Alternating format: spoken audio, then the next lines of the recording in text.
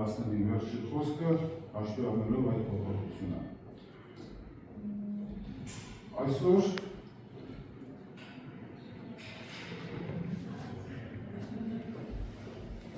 Սանչոց Մյուսեյը կարիքը ժամը 14:23 դեռ մեկ ժամ չի լրացել։ Մի նյութ է հրապարակել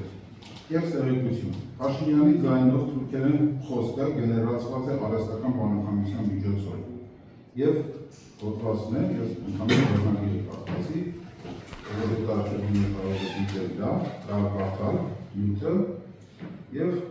ինչու մեջ բերեցի այս, ինչու եմ նշում այս մամուլում տեղ գտած հրապարակումը։ Որևէ ապացույց այն մասին, որ այն ձայնագրությունը, որը ներկայացրել է վկան, որ այդ ձայնագրությունը չի գեներացվել արհեստական բանականության միջոցով, քրեական գործի նյութերում առկա չէ։ Ընդ որում, ինչու է այս նյութը կարևոր իմ կարծիքով, որովհետև այնտեղ նշվում է, որ տեսագրությունն է գեներացվել արհեստական բանականության միջոցով և շուրթերի շարժումը և այդ շուրթերեն խոսքը բավականին որակյալ է դարձած։ Դա նշանակում է, որ շատ ավելի հեշտ է արհեստական բանականության միջոցով գեներացնել ձայնագրություն, այլ ոչ թե տեսագրություն։ Գործում չկա ապացույց, չկա փորձաքննություն այն մասին, որ դա արհեստական բանականության միջոցով չի արվել, գործում չկա ապացույց, որ դա Ռուբեն Վաղթազարյանի խոսքն է, որ դա մոնտաժված բառը այլն է մոնտաժ։ Չկա ապացույց, չկա փորձաքննություն, որ այդ ձայնագրությունը մոնտաժված չէ։ Ավելին ասեմ, վստահ եմ, որ այս տեղեկությունը, որ ես հայտնեցի նախագահ դատավորին չի հետաքրքրում, սակայն ավելի շատ խոսքս ուղղված էր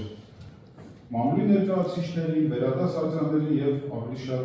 երևի թե մարդու իրավունքների եվրոպական դատարանին։ Այսքանը, շնորհակալություն։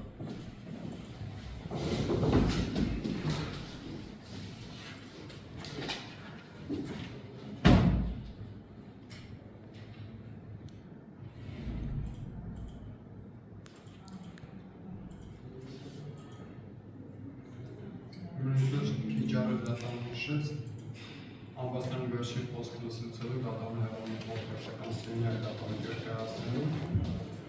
Կարգավորելով, որ անվաստան Ռուբեն Վաղթազարյանը հանդես եկավ վերջին խոսքով, ավարտեց է,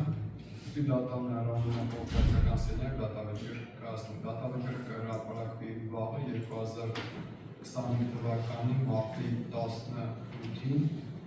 ժամը 13:30-ին։